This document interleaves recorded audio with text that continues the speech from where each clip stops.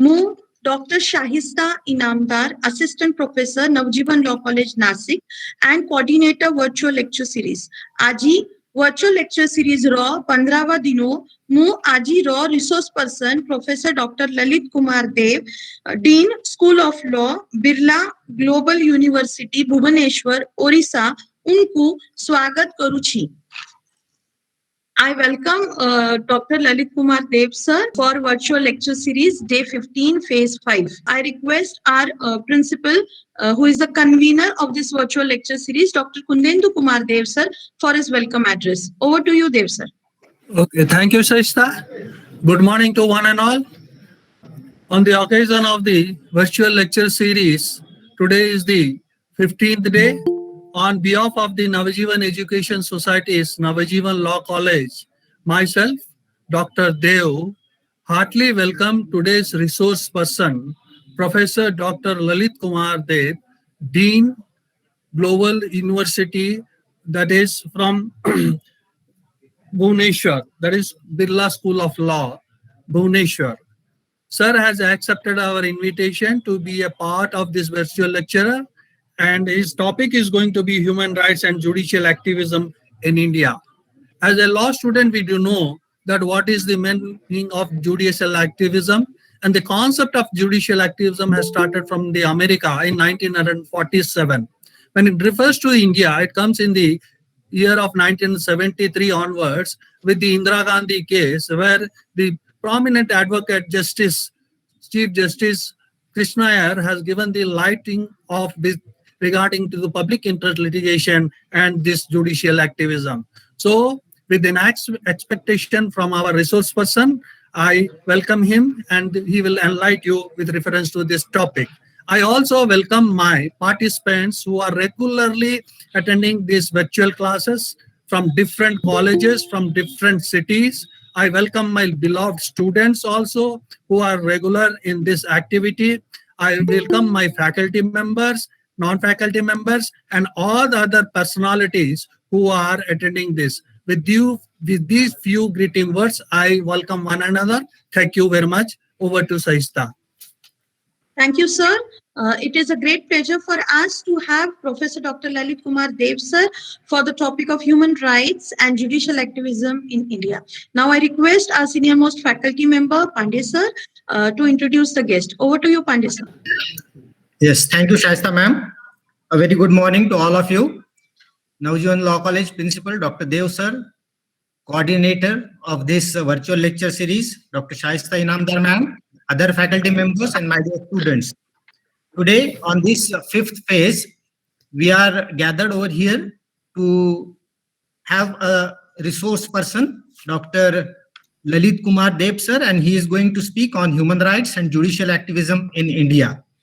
Now, a brief about his, after completing his BSc, he did his LLB from Lingaraj Law College, Behrampur.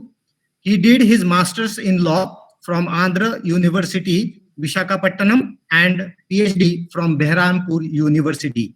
He worked as a principal in Lingaraj Law College for about 17 years. He was a member of Juvenile Justice at Jangam for 7 years, and he was member of Family Welfare Committee and Vigilance Committee also. 29 scholars have been awarded PhD under his guidance. He published number of research articles in national and international journals. He also done his as a practice advocacy for 3 years and worked as a lecturer from 1983 to 1991, reader from 1991 to 1999, and professor of law in Maharashtra National Law University, Mumbai from 2015 to 2017. I welcome you, sir, and request you to proceed further. Over to you, Dr. Dev. So, very good morning to all of you. I thank the managing committee, the principal, and all the faculty of the Navjivan Law College for giving me an opportunity to share my thoughts on the topic, on an important topic, human rights and judicial activism in India. Now, when you come to this topic, you come across different elements are there. On one side, you come across an important element, human rights. On the other side, you come across the judiciary. So two things are there. Two very important things come together. On the one hand, human rights, and on the other hand, the judiciary. Because the judiciary, it is one of the most important organs of the state, which the people look upon for justice. So, first of all, when we look at the concept of human rights, you come across here two things are there. One is human rights, and another is rights. So, these two generally, that is, one is the genera, one is the species. All human rights are not right, nor all rights are human rights. So when we look at this, you come across as you go through the history, because generally that is going into the past. Whatever we have at present, it has evolved from since a long time, since ancient times. According to Hegel, the human thought is like a river. There is thesis, antithesis, synthesis. Throughout human thought, you come across that is a thesis is put forward. Someone opposes it and develops another. Someone synthesizes it. So, like this, that is, you come across that is with regard to this concept of rights. It has evolved since centuries, since antiquity, and we that is think about we what actually that is the flow of human rights. So when you go back to the past, you come across that the concept of right is a Western concept. In the Eastern concept, China, India, and generally in the Eastern side, you come across that the concept of right is not there. It was duty. Once you do your duty, once you do, which was called as dharma, once you do your duty, rights will automatically follow. But in the West, you come across that initially, when you go to the Greek civilization, Roman civilization, and the Babylonian early civilizations, you come across that whatever the king said, whatever the king said, that became the law. And if that is it said that you are to die, that was the law, and people preferred to obey the law and give up their life rather than fight against the state. You come across Socrates. Socrates, he was one of the wisest man in Greece. He used to stand in a public place and used to raise questions about the state, about God, about the existence of man, about the future of the state, about democracy. So there, that is, he was condemned because he spoke against God, he spoke against state. So the state said, you have two options. Either you can remain in Greece and die, or you leave Greece and live. So there Socrates said, I am first of all a citizen, and it is my duty to obey the state. So if the state says you must die, I am ready to die. But I will not leave Greece, because I am a citizen of Greece. I am bound by the orders of the state. So there you come across that concept wherein that is people obeyed the law.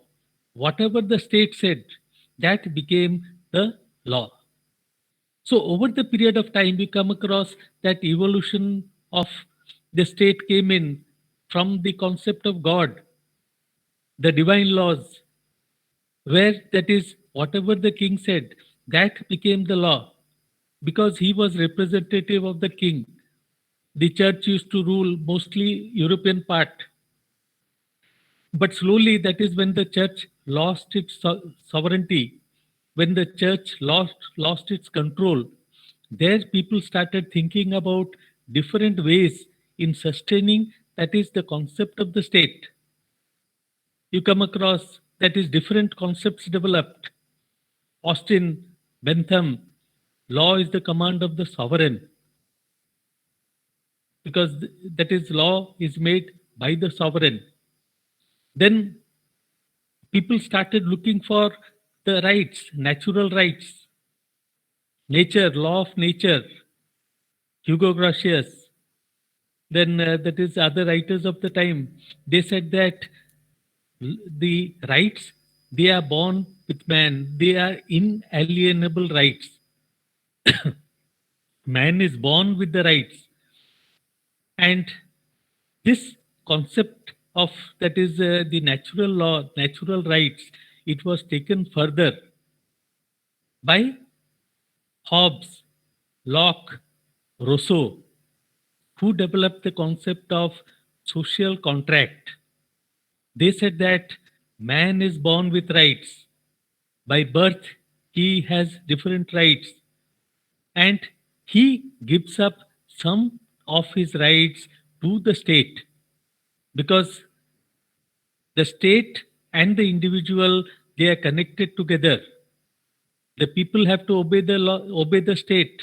Whatever the law is made by the state will protect the people. So this was a two-way formula. Only minor differences were there. Hobbes, Locke, Rousseau, and Rousseau said man is born free and everywhere he is in chains. That is, he has all the freedoms by birth. When he is born, he has got all the rights, but he has given up some of the rights only to the state. And those rights can be, that is exercised only with the permission of the state. And it is the duty of the state to protect the individual. So the interest of society, that is the particular, that is relationship between man and the state develops. It developed through the rights, protection of the rights. The residuary rights remained with the individual. Then you come across that this theory, that is with regard to social contract, wherein that is the duty of the state and the individual rights, it was taken to the American continent by Thomas Paine and other jurists, other that is legal writers. And in the struggle in USA, that is this became one of the important elements. The fight for the rights, the right for self-determination, the right to determine who is going to rule. So this was taken to the American to the American continent, and there, that is in the American Declaration of Independence on July 4th, 1776. This was followed by the American Constitution and the Bill of Rights. So there they said that the three basic elements, life, liberty, and pursuit of happiness, these are the three basic elements that the state must protect for the individual. The state exists for the individual. And if the state cannot protect the individuals, then that state cannot exist. So for the first time, these rights, they found place in the Constitution of the USA. Now, generally, when you go through the long link, you come across that 1215, generally in the Western thought, 1215 is said to be the first Bill of Rights, Magna Carta, 1215, wherein the king conceded some rights. So this 1776 marked the constitutional developments with regard to human rights. the legislative developments in Magna Carta. It is considered to be the first legislation or the first statute with regard to rights, individual rights. But here, that is, the constitutional status was given by the American Constitution. Then this was followed by the French Revolution and the Declaration of the Rights of Man and Citizens of 1789.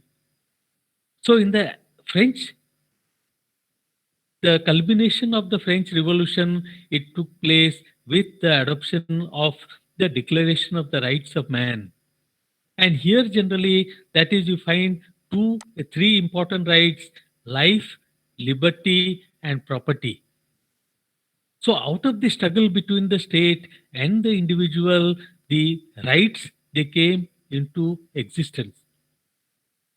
Then you come across that when the Russian Revolution took place, there generally, that is during this time, Karl Marx, he said that civil and political rights are not important. He said that rights have no meaning if the stomach is empty, if you don't have food, if you don't have shelter, if you don't have clothes to wear, then exercise of rights, freedom of speech, freedom of movement, all these have no meaning. So there he stressed upon economic rights. And when the Russian Revolution took place, that is 1917, at that time, that is the Russian constitution, it stressed upon the social, economic, and cultural rights. So like this, over the period, you come across that rights have kept on evolving. But all these years, you find that the particular rights were not given a particular name. Then you come across 1919.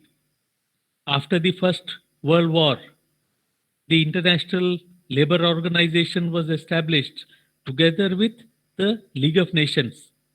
So here you come across that the labor rights, it became important. Rights of the labor, number of conventions were made. The International Labour Organization is the oldest organization which is existing, international organization which is existing.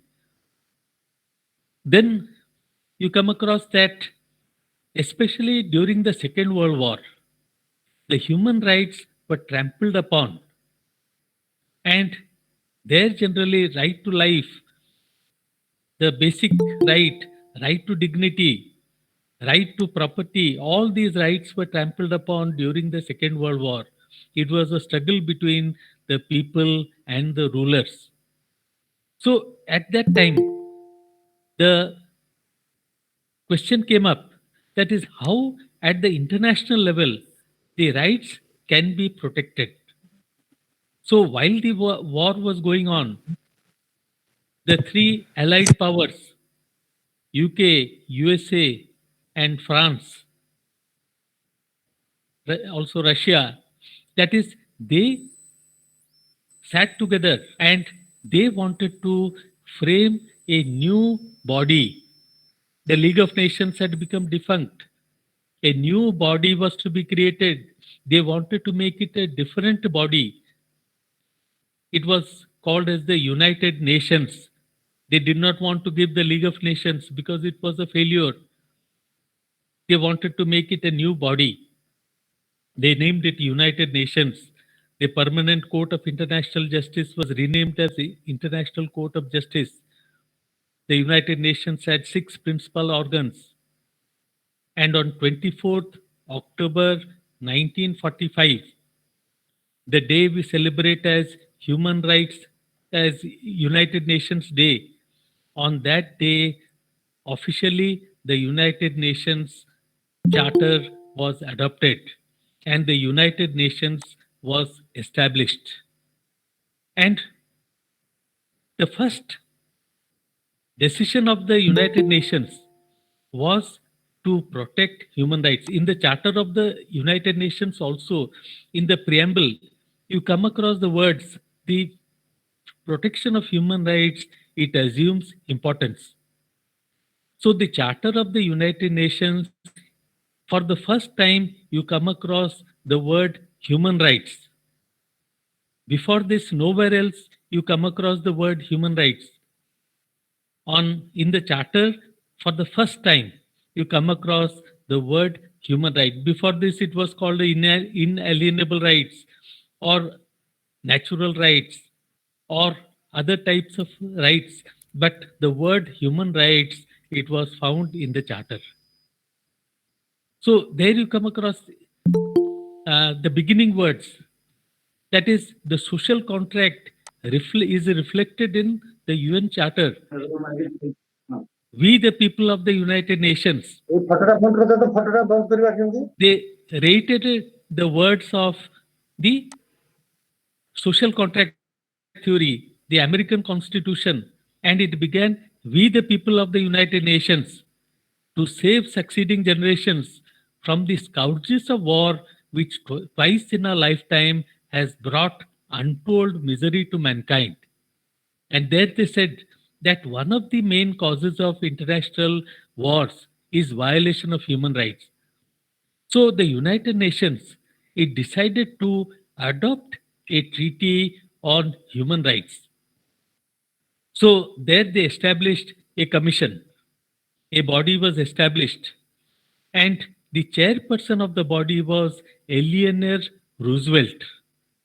She was the chairperson of the Human Rights, the drafting committee. And she said that human rights means nothing but two things. One is freedom from fear. Second is freedom from want. Freedom from fear, it encompasses all the civil and political rights. Freedom of speech, movement, without fear, if you can go anywhere, if you can speak, if without hindrance. So all these generally are human rights where you exercise it without fear. And freedom from want means the basic rights, food, shelter, clothing, all these are required. So in the particular charter that was prepared, that is the convention which was prepared, there Mrs. Eleanor Roosevelt, she put all the rights together, the civil and political rights, the economic, social and cultural rights. Because earlier these were called as the first generation rights, second generation rights. But now generally that is, they do not use the concept of first generation, second generation, and all of the rights are used together. So civil and political rights and economic, social and cultural rights, they were put together in the Universal Declaration of Human Rights. And it was to be passed into a convention. But by that time, the Cold War had started. The communist bloc and the capitalist bloc, they were at loggerheads with each other. The capitalist bloc, they wanted stress on civil and political rights. The communist bloc, they wanted stress on economic, social, and cultural rights. So ultimately, it was adopted as a declaration, not as a convention. So convention becomes binding on the signatories, but declaration does not become binding on the signatories, and it was adopted as a declaration as a guiding principle for the different states. It was adopted on 10th December 1948. And therefore, that is, we celebrate Human Rights Day in, that is, remember the adoption of the Universal Declaration of Human Rights. Now, even though the Universal Declaration of Human Rights is not binding, but then too, that is, it has guided the constitutional development in different countries and the adoption of human rights as the fundamental principles of different countries. Now coming to that is India. During this particular period, after India got independence, the drafting of the constitution, it had already commenced from 1946, when the Constituent Assembly was formed jointly, India, Pakistan, and later on it became the members of India, they formed the Constituent Assembly of India. So while the Universal Declaration of Human Rights was being drafted, at that time, that is, the Constitution of India was also being drafted, and many of the rights which are there in the Universal Declaration of Human Rights, they were adopted in India. So some of these rights, some of the rights which are there in the Universal Declaration of Human Rights, that is, India wanted to adopt. But because India, that is, it did not have the sufficient monetary support, its economy was not in a good condition.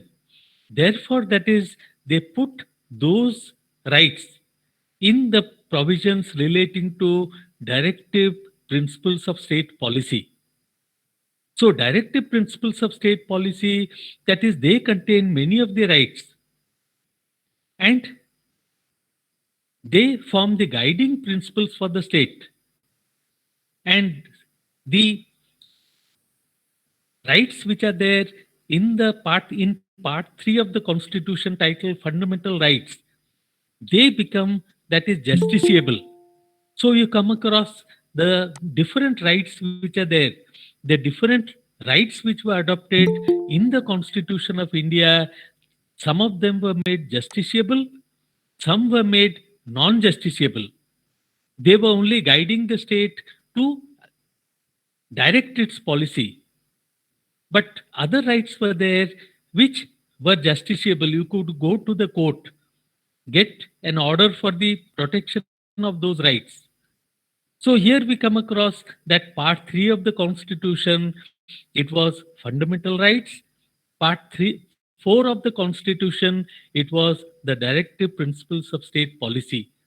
And later another, that is the concept, earlier concept which was the duty concept, because the rights and duties are correlative. You cannot think of right without duty, because when you want your right, you have a duty to protect the other person. They are correlative.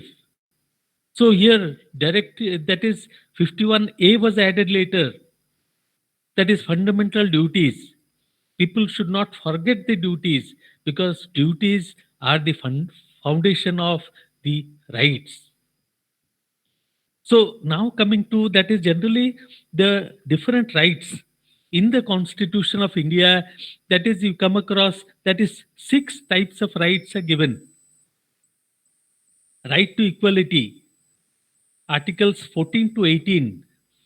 Right to freedom, Articles 19 through 21A, right to education, and Article 22. Right against exploitation, 23, 24. Cultural and educational rights, Articles 29, 30. And right to freedom of religion, Articles 25 to 28. And right to constitutional remedies, the most important right is found in Article 32 of the Constitution of India. So 6 basic rights are there. And coming to the second part, we'll link them up together. So coming to the second part of our topic, that is activism. What is judicial activism? Because generally a law is there. Law is nothing but words. Law consists of sentences which consist of words. So if you take up a word in the particular act and look in the dictionary, you will find 10 or 15 words which mean the particular word. Say life, liberty, speech, expression, movement. You come across these are nothing but words. And in the dictionary, you'll come across 10 or 15 words which are synonyms of this particular word.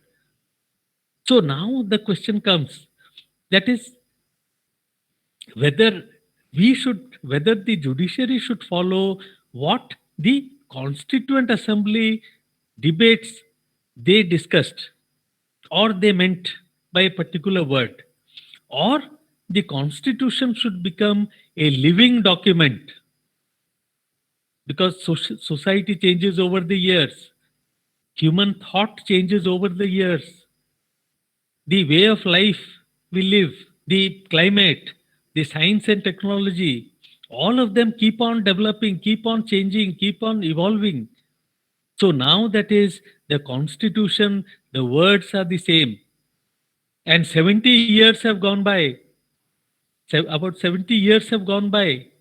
The same words, same life, same liberty. So whether that is what Dr. B.R. Ambedkar he said in 1950s, that is whether we should follow those words, or that is judiciary should interpret them according to the present situation. So here the judiciary has a choice. Judiciary has a choice. And also that is very often while interpreting particular words, the judiciary, when they interpret the word according to their own ideology or philosophy, because every judge is a human being.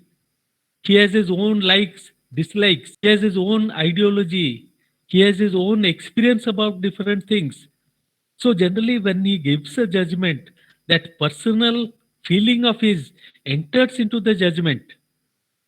So there, if the particular feeling of the particular judge, if the particular ideology of the judge enters into the particular judgment, there it becomes, that is activism. If it that is goes against the particular, that is views expressed by the parliament or the law-making body or the constitution, when a new direction is given, because many judges are there who are considered to be very active.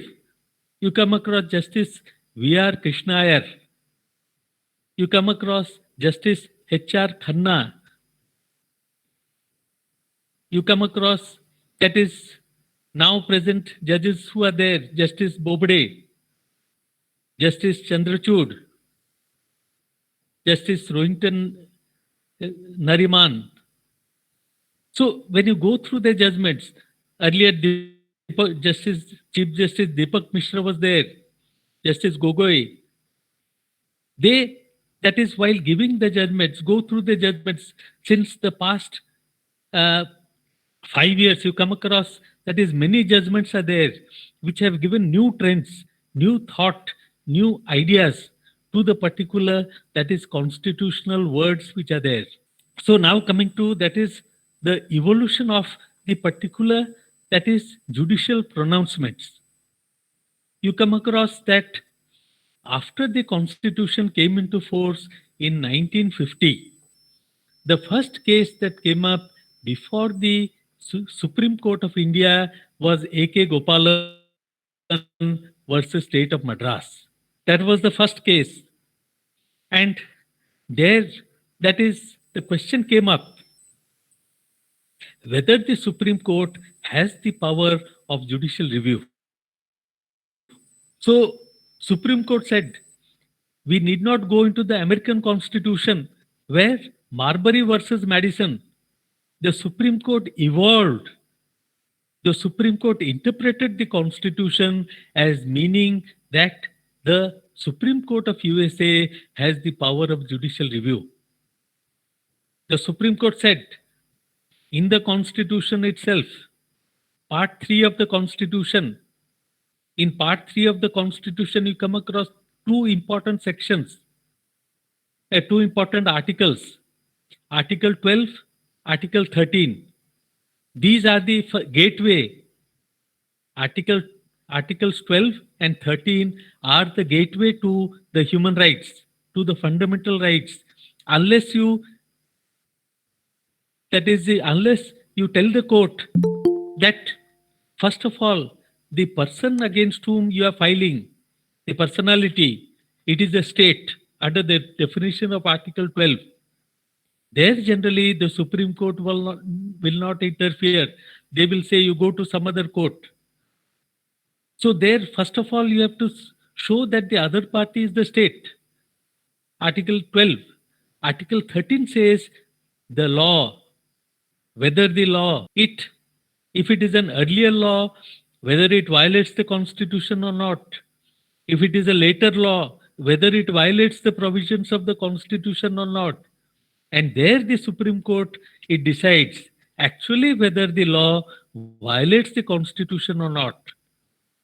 So if the Supreme Court, if the judiciary take a narrow view, they will say, no, whatever the parliament says, that is the law, we will not interfere. If the Supreme Court takes a wider view, they will say, no, what the parliament meant, it is not this, it is this. Or the parliament, the law it has made, it should be tested on the touchstone of the Constitution of India. So that decision by the Supreme Court, that is called as judicial review. When the parliament makes a law or a particular, because law includes also a custom. Certain practices are there which are going on since ancient times. Since ancient times, practices are there. You come across that many times Supreme Court has to face the issues with regard to customs. Jallikattu in Tamil Nadu, Sabarimalai, where women were not allowed, between a particular age, they were not allowed to enter into the temple. Then you come across Haji Ali case, Justice Kannade, he delivered the judgment in Maharashtra, where women were not allowed to enter the Haji Ali, the particular tomb. So like this, you come across very often either an enacted law or a customary law. That is when the Supreme Court feels, because there generally depends on the ideology. Some judges are there who do not, want to interfere in what the parliament does. So that is judicial restraint. Two words are there, judicial restraint, judicial activism. Restraint means that is the Supreme Court will accept what the parliament says. And activism is Supreme Court will not accept what the parliament says, but they will give their own interpretation. Very often you come across wavering. Sometimes that is depending on the situation. The Supreme Court has given judgment. Because when we are passing through hard times, when the COVID pandemic was in the early stages, there was the problem of migrant workers. People started walking. All the factories were closed. Many people that started walking for UP, Bihar, Odisha, and other states from where they had come to, that is Mumbai, Surat, or different places to carry on work for employment. So once the factories were closed and the houses where they stayed, they were removed from the houses, they started walking back. So there the matter was brought before the Supreme Court through a public interest litigation. But Supreme Court said state governments are doing everything, so we will not interfere. Then after few days, when people started walking on the railway tracks, because on the roads police were moving, they did not allow people to go to different places. So the easiest way was going on the railway tracks. And there, they used to sleep on the tracks. And one train, when it passed by, many of the workers, they died.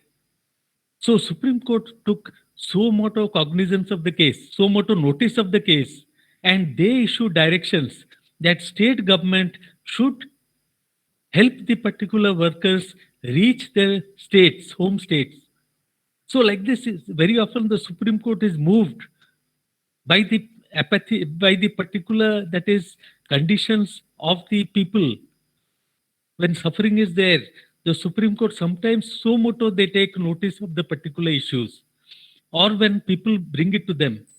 So coming to this A.K. Gopalan case, here the Supreme Court said that by virtue of Articles 12, Article 13, the Supreme Court and Article 32, the Supreme Court has. So here you come across that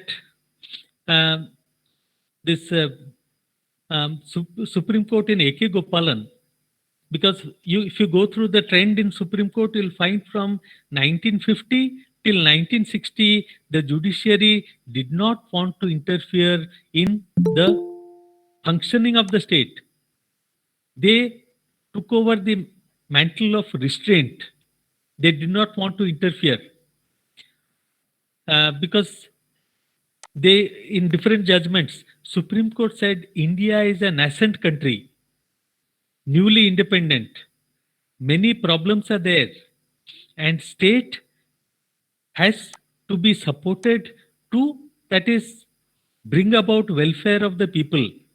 So from 1950 till 1960, you come across that is Supreme Court did not want to, that is, do much activism with regard to different matters. Justice Kanya, he was the first Chief Justice of India, and the other judges, Patanjali Sastry, and that is, they did not want to interfere in different matters. So 14, 19, 21, 22, because A.K. Gopalan case was with regard to preventive detention, Article 22 of the Constitution. And the challenge was that preventive detention, the Universal Declaration of Human Rights says that no person should be condemned unheard. So Supreme Court said that under the Preventive Detention Law, Preventive Detention Act 1950, it is a draconian law where the state has power, district magistrate has power to put a person inside prison for up to 1 year without trial, with minimum safeguards. So they said that Article 22 should be tested in Article 14, 19 and 21.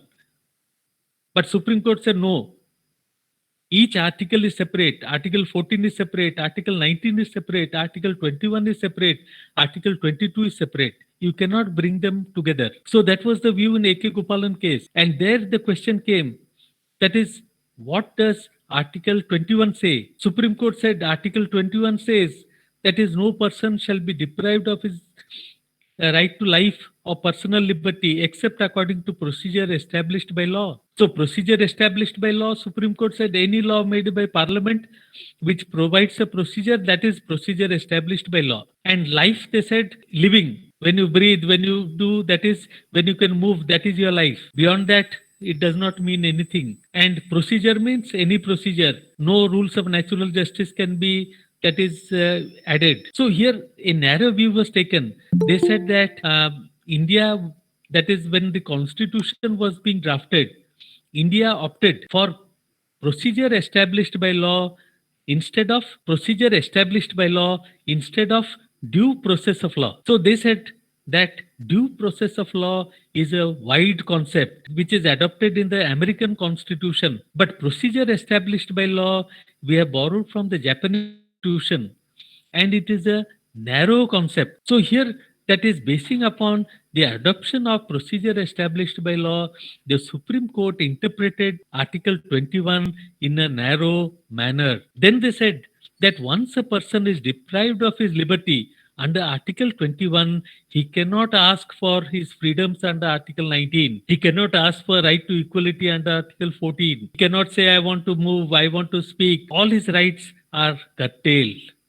He cannot challenge those other rights. So it was a very wide discussion in A.K. Gopalan case where a very narrow view was taken of Article 21 of the Constitution of India. Then slowly you come across that other cases came up with regard to different rights, right to property, with regard to freedom of movement. And the Supreme Court, they used to interpret the words of the Constitution according to the particular, that is meaning. We won't go deep into all those things.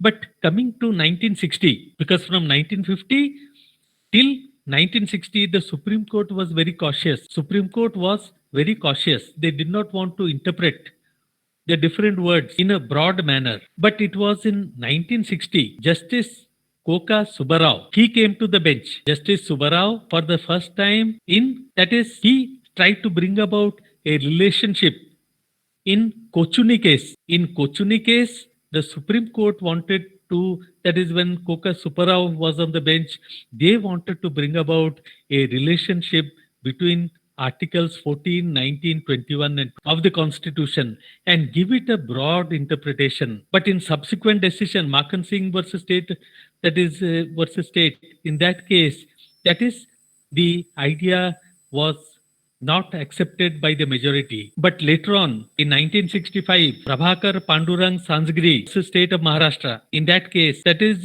where the matter came up for the Supreme Court of India.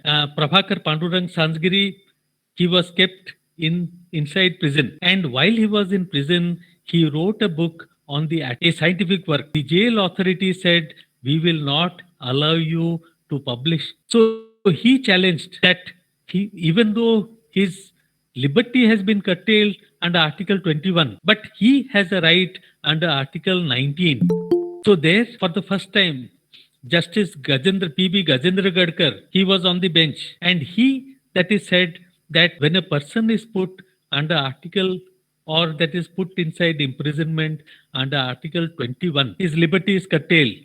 But he can exercise his other rights under Article 19 of the Constitution of India. So there, Justice Gajendra Gadkar, that is, he brought about a relationship between the different articles.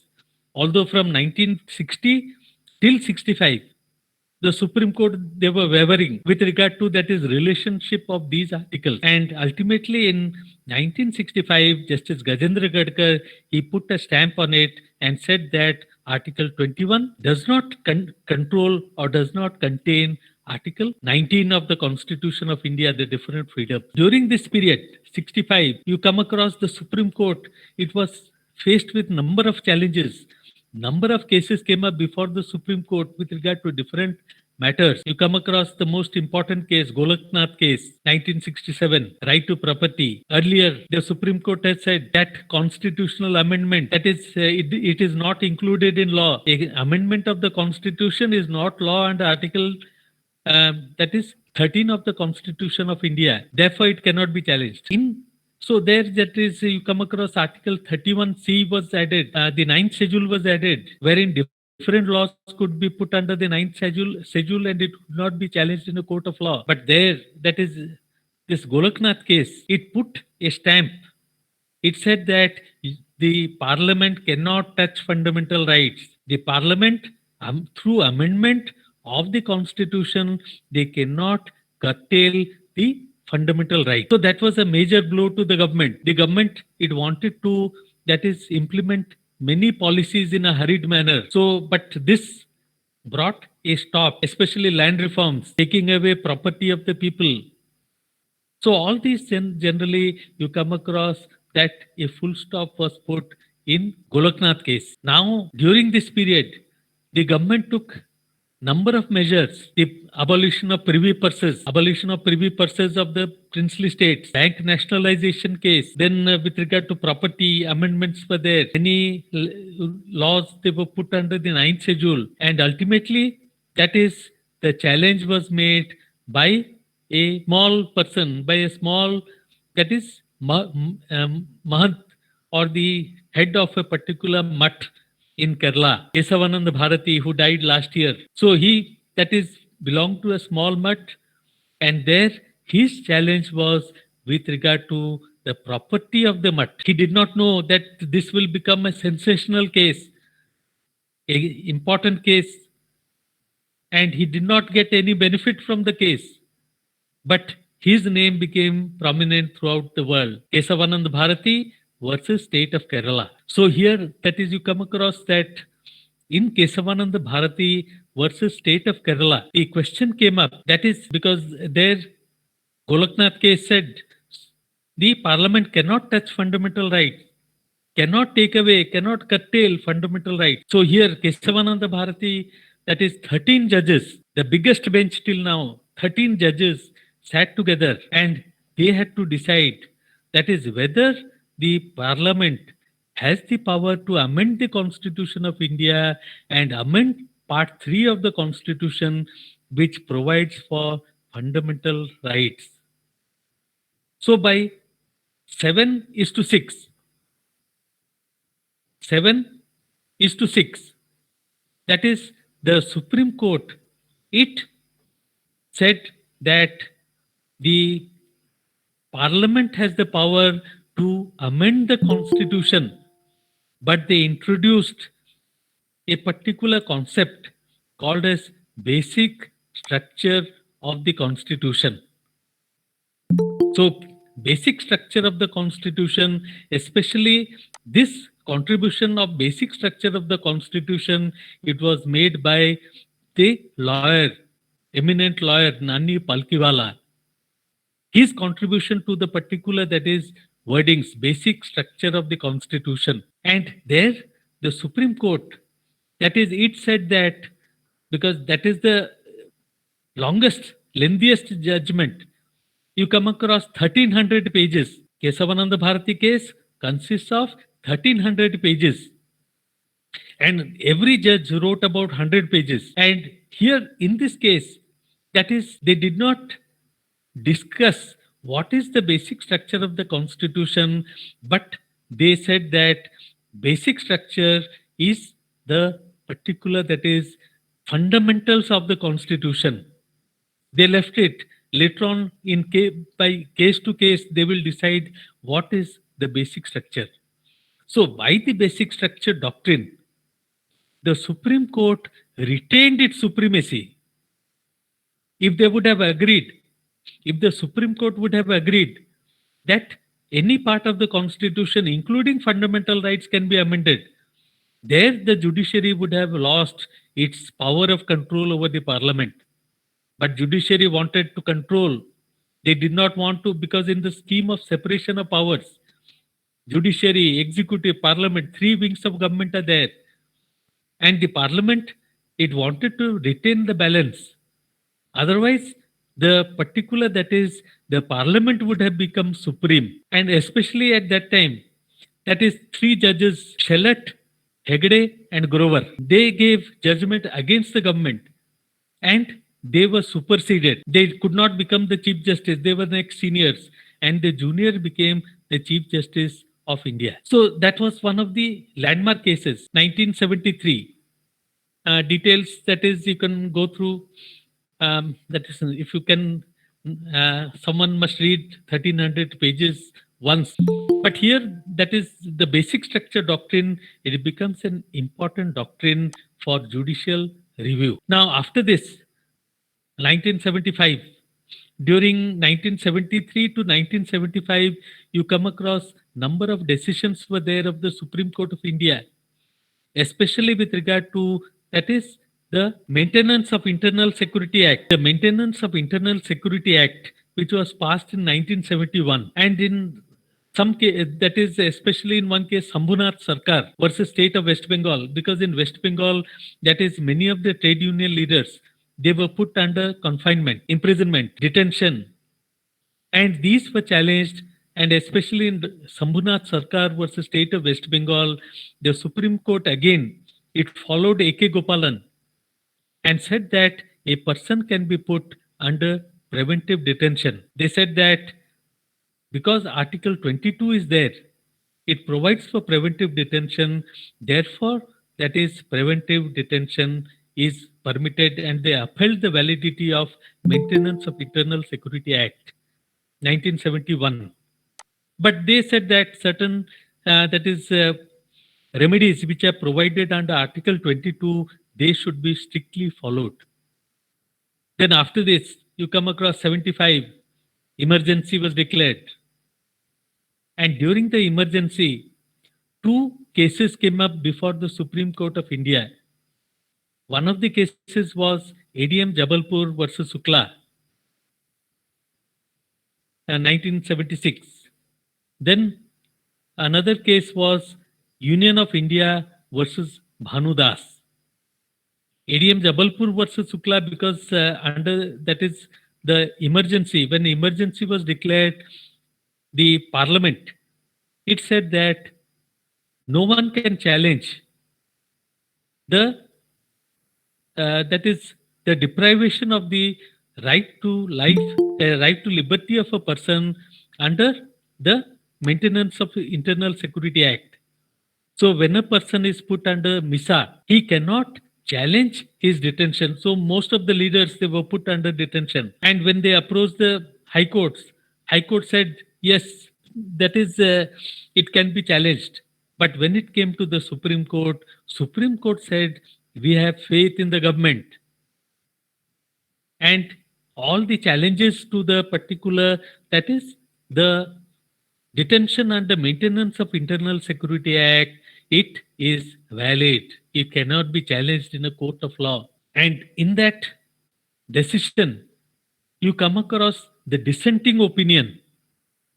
Justice H.R. Khanna, his name is always written in golden words. And if you go to the Supreme Court, you'll come across his portrait in hall number 2, where he gave the judgment, dissenting judgment in the particular case. He said that the parliament does not have power to take away human rights. Justice Khanna said the parliament does not have power to take away human rights because human rights are not given by the state. A person is born with human rights because you are born with eyes, ears, nose, legs, so you can exercise the right. State cannot give you eyes, state cannot give you ears or legs. So human rights are born with the person, and state only guarantees that we will not take away your right. So here Justice Khanna said that when the state cannot give human rights, they cannot take away human rights. These are basic rights which a person is born with. So he gave a long dissenting judgment stating that the Maintenance of Internal Security Act is invalid. It is ultra vires the constitution. The amendments which are made, taking away the particular right to move the court, that is a ultra vires the constitution. And immediately after the decision of the Supreme Court was given, Justice Khanna resigned because he knew he was to be superseded. And after that his emergency was over, the government decided to put his portrait in hall number 2, where he gave the judgment of the Supreme Court. Because generally, that is, if you go to the Supreme Court, you will come across the motto of the Supreme Court. It is not Satyameva Jayate. It is Yatha Dharma Tatha Jaya. Wherever truth is there, wherever righteousness is there, there victory is there. That is the motto of the Supreme Court. So that is ADM Jabalpur versus Shukla. It was one of the most, that is judgments of the Supreme Court which degraded human rights. Only the judgment of Justice Khanna, it, that is, tried to protect human rights. ADM, then Union of India versus Bhanudas. In that case, the Supreme Court said the conditions of detention, some of the persons inside imprisonment, someone wanted to attend the funeral of his father, someone wanted to attend the LLB examination, someone wanted to go for medical treatment. But Supreme Court said conditions of detention also we will not look into, let the state look into. So these were two decisions of the Supreme Court wherein the Supreme Court did not interfere with the Parliament, with the laws made by the Parliament, with the rules made by the Parliament. But immediately after the emergency was over, in 1977, when a new government was formed, at that time, that is, Shah Commission was appointed. Inquiry was made into Mrs. Indira Gandhi and that is other persons, members of the family. and one of the members of family is Maneka Gandhi, Mrs. Maneka Gandhi. So by that time, she was already working on the animal rights, protection of animals, and she wanted to go to UK to deliver a talk on rights of animals. But the passport authority, the Home Ministry, that is, they gave an order to the passport officer that don't release the passport of Mrs. Maneka Gandhi. Don't allow her to go abroad. So the passport authority, that is, told Mrs. Gandhi that because of the orders of the Home Ministry, we cannot issue the passport to you. So now, that is, she challenged the matter before the Supreme Court of India. And the Supreme Court of India came up with a wonderful judgment. So A.K. Gopalan case one end, Maneka Gandhi case another end, two extreme ends. In this, between this, the evolution of law took place, evolution of the constitution took place. And in Maneka Gandhi case, the Supreme Court, that is, it took a very wide view of the fundamental rights, Article 21, 19, 14, 22, and Supreme Court, it analyzed the different parts of the Constitution. It said that Article 14, 19, 21, 22, all of them are interrelated, because A.K. Gopalan case, Supreme Court said that under Article 19, you come across freedom and liberty. But in Article 21, you come across the word personal liberty. So Supreme Court said personal liberty is narrow, freedoms are wide. Therefore, no relationship between the two, because different words are used. But Maneka Gandhi said that 14, 19, 21, 22, all are connected together. 14, arbitrariness. That is, if a person is arbitrary, then it is violative of Article 14. So, non-arbitrariness, Supreme Court took from Article 14. It said equality must be there in everything. Then Supreme Court said Article 19 speaks of reasonableness. If a particular freedom is curtailed, the Parliament must show that it is reasonable. If the Parliament does not show it is reasonable, then it fails to, that is, provide for Article 19. It can be declared as ultra vires because it is not reasonable. Then Supreme Court said, Article 21, it is not any procedure, it is procedure established by law.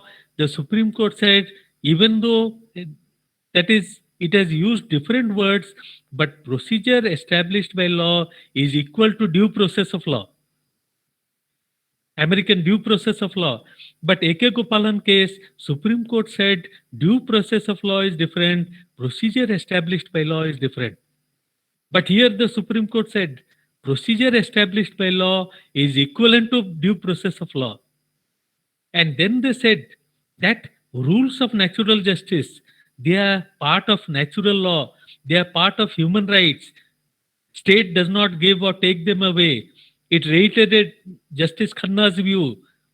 It said that rules of natural justice, whenever any procedure is to be followed, rules of natural justice, they are essentially to be followed. Rules of natural justice means there should not be bias. Judge should not have any type of bias, pecuniary, subject matter, or personal bias with any of the parties. In Maneka Gandhi case, you come across a complete reversal of A.K. Gopalan case, wherein the Supreme Court, it introduced a broad concept.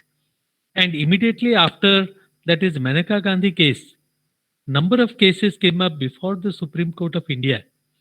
That is, especially you come across, that is, there were two prisoners in Tihar jail, Charles Shobraj, Sunil Batra.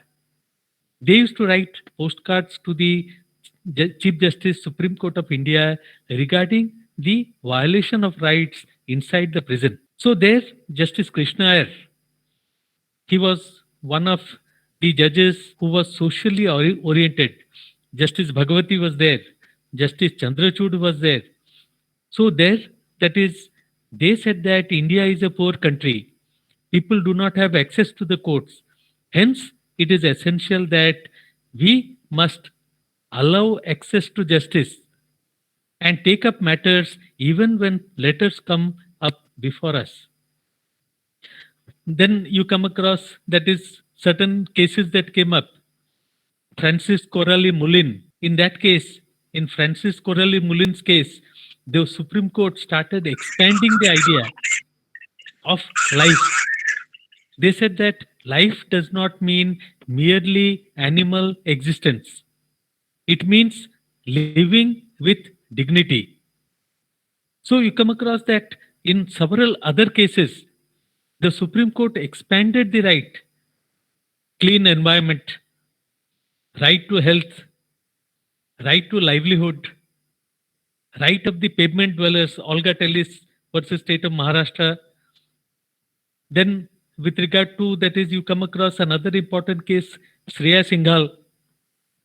In that Shreya Singhal's case, that is freedom of speech and expression, it came up before the Supreme Court, and Supreme Court said section 66A of the Information Technology Act, it is violative of the freedom of speech and expression. You come across Paramanand Katara case. Before that, generally people who met with accidents, they were not allowed to, that is, be treated in the hospital till the police came. But there they said right to health is a fundamental right. You come across right to die. That is, several cases came up where the Supreme Court, that is, ultimately said that you cannot, that is, kill a person. But if the person wants, he may not take the life support system, that is oxygen or ventilator. If family members may say that do not put him under ventilator. So like this, you come across that Supreme Court started expanding. So you come across several decisions came up before the Supreme Court where the Supreme Court started expanding the substantive rights, started interpreting the meaning of right to life, which said right to clean environment, right to, that is, nutrition, right to livelihood.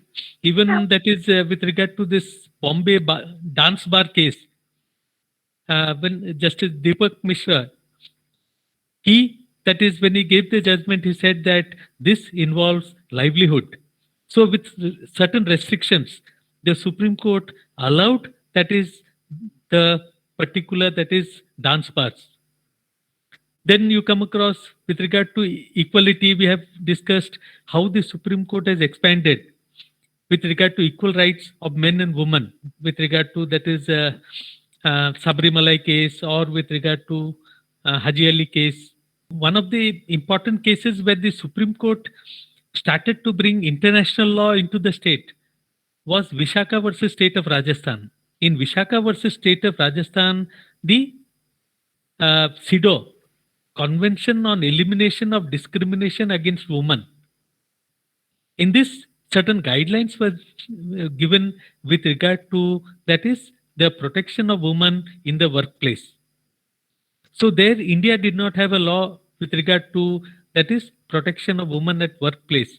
So here the Supreme Court, using the Convention on Elimination of Discrimination Against Women, they brought in certain norms, laid down certain guidelines, stating that the particular norms were to be followed till the new law is made by the Parliament. Then with regard to, that is, several cases were there.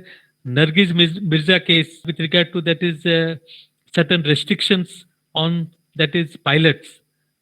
Air India versus Nargiz. Nargiz, Air India versus Nargiz Mirza. Then you come across, that is, Husainara Khatun case, where the Supreme Court, they took certain provisions of the directive principles and said that right to speedy trial, because a number of cases were pending for long periods of time. The Supreme Court said right to speedy trial is a fundamental right. So that is the unnecessary delays which are there. That is, the court should see that the justice is given very quickly.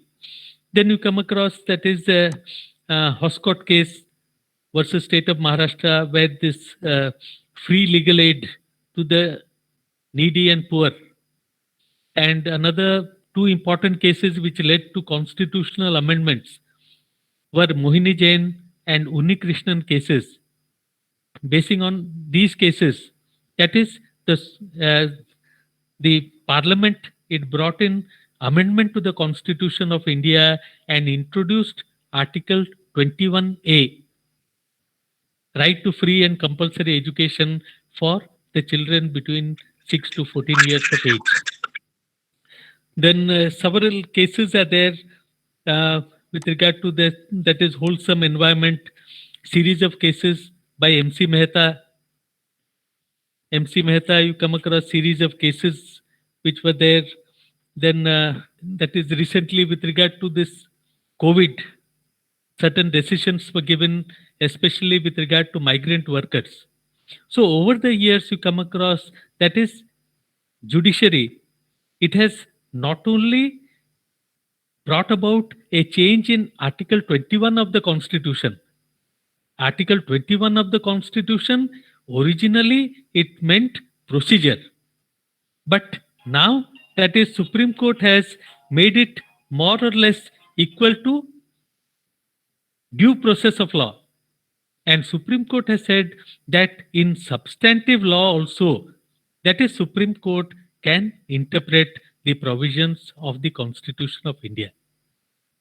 So now you come across many decisions of the Supreme Court where they have not only looked into the procedure established by law, but also with regard to the substantive law. And they have expanded the rights of the individuals through the interpretation of one key word, right to life. Over the years, if you go through the recent cases also, you come across right to privacy. Although it is not mentioned, it has been brought about. So privacy, that is Auto Shankar case, especially Auto Shankar case of Madras, Chennai, wherein the Supreme Court said that is right to privacy. There they differentiated between public privacy and private privacy. That is a person's life which is seen by the public, that can be published by the papers, but not that which is his individual life. So I do not want to go any further. That is now, if you have any questions. Yes, the floor is open for the question answer session, please. Excuse me, sir. Yes. Yes. Ma'am, may I ask a question? Yes, Aruna. Sir, my question is to you, sir. Sir, I think that in some criteria and in some areas, sir, there is a unnecessary activism of the Supreme Court is found, sir. Like that 497 section, sir. It is, I think it is against the culture and, sir, ambiguous quite, sir. So can you throw a light on it, sir? Just before some days, sir, in Hyderabad, the High Court, sir, give some decision regarding this, sir, like it is only for the unmarried. Somebody said that it is for married. Then it is ambiguous, sir. Which one? That is a live-in relationship? Right, sir. Live-in, sir. Live-in relationship. No, actually, that is the Supreme Court found that when two persons are living together without formal marriage, there generally they were not treated as husband and wife, but there the children used to suffer. They were treated as illegitimate. So in that is SPS Balasubramaniam versus Surutayan in 1994, the Supreme Court said if a man and a woman are living under the same roof and cohabiting for some years, there will be a presumption under section 114 of Evidence Act that they live as husband and wife and the children born to them will be legitimate. So here that is, it wanted to give a legitimacy to the children of two persons living together. Why should the child suffer? Because generally the child suffers because of illegitimacy. So that is Supreme Court has said that they wanted to do this in order to protect the child. You come across also that is many areas where the Supreme Court that is gave judgments. One was with regard to transgenders, same-sex relationship, Yes. which has long been practiced in the society, but it was not given legitimacy. It was also punishable. But Supreme Court, because generally if you go through that is the development of law and morals, you'll come across Wolfenden Committee report. As early as it was the beginning of the, that is towards the first half of the 20th century, Wolfenden Committee report, wherein with regard to this homosexual activities, Supreme Court gave a, the Wolfenden Committee gave a report. But many countries, because of morals, they did not accept. But slowly the Supreme Court found that actually that is people used to practice. Instead of punishing them, they wanted to legitimize it if both consent.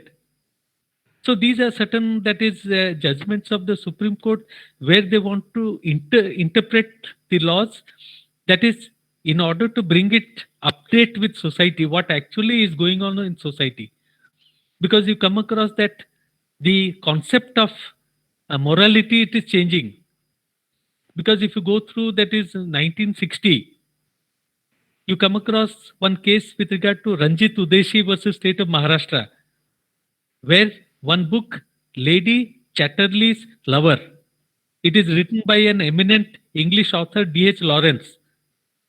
So in that case, the Supreme Court said that if the particular book falls into the hands of certain children, then whether it will corrupt their minds or not.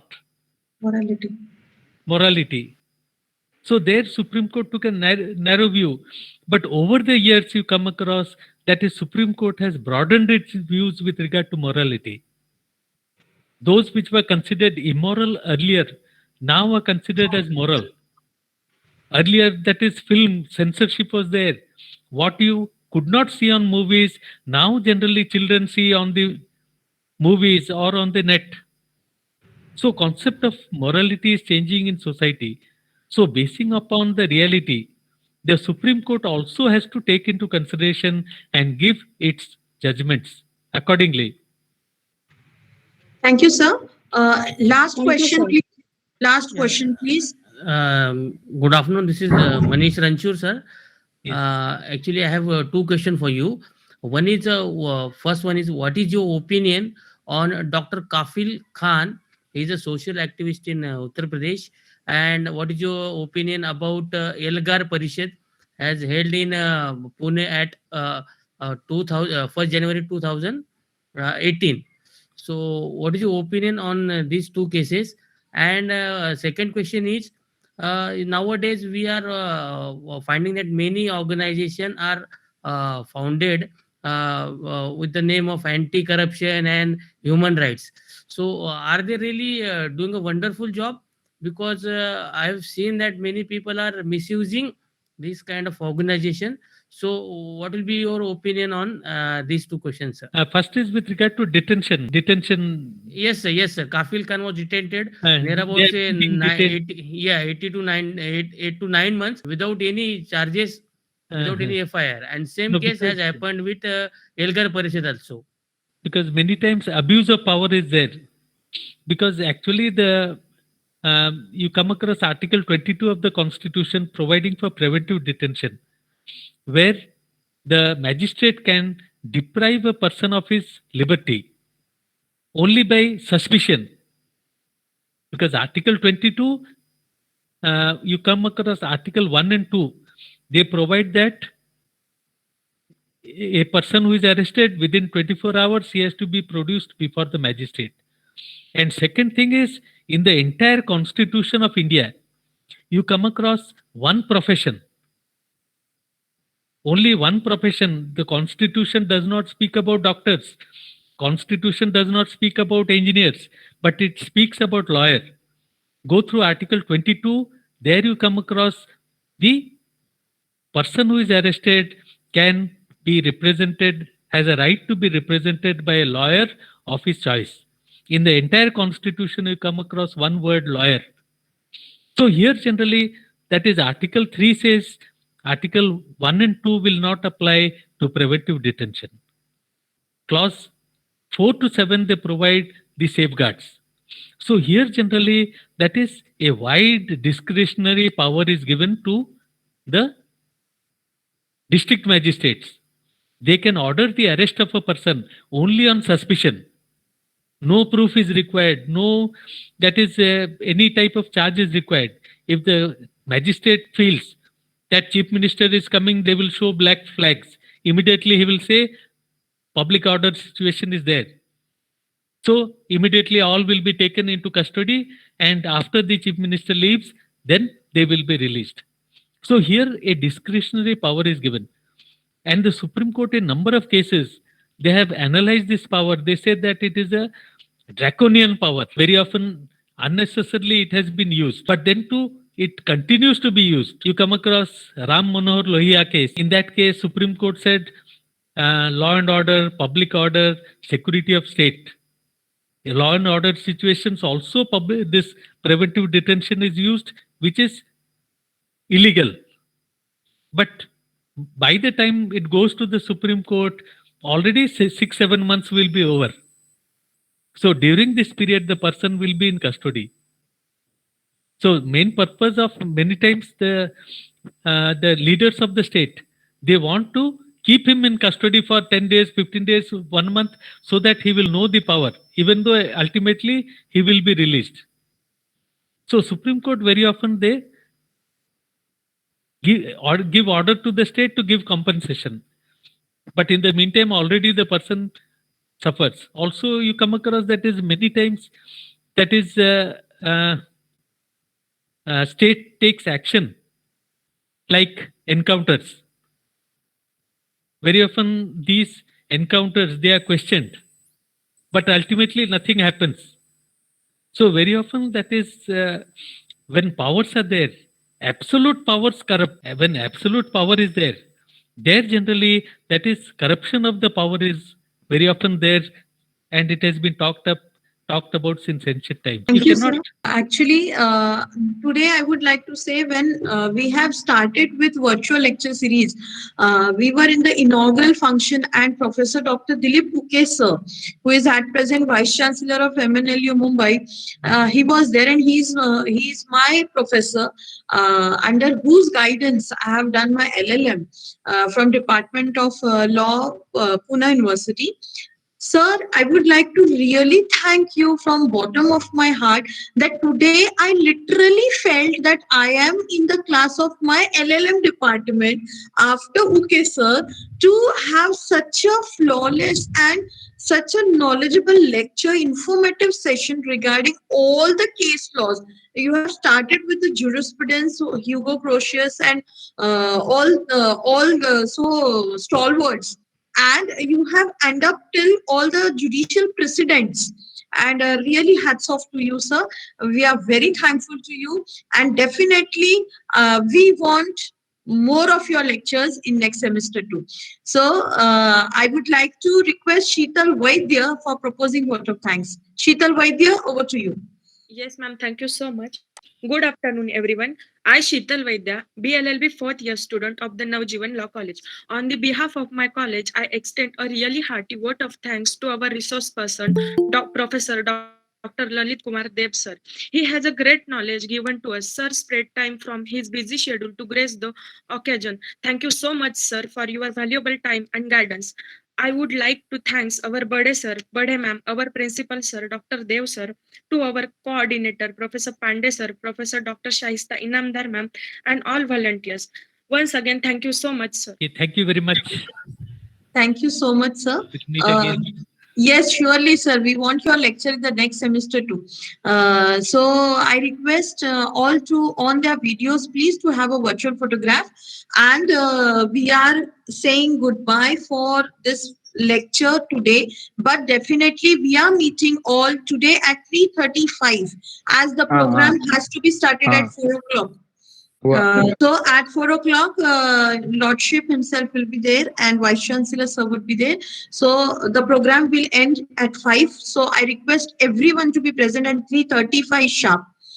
Yes. Thank you all. Kindly on your videos, please to have a virtual photograph. Yes, what you have already stated, the students should join this program as early as possible, 3:35 p.m. so that we can start it.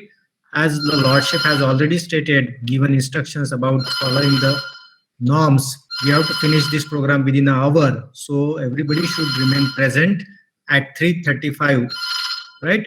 So, ma'am, we can leave now. Yes, sir. The session gets over here. Thank you all. Thank you, Dev sir. Thank you so much. Thank you very much. Thank you, Have a sir. nice day. Thank you. Thank you, sir.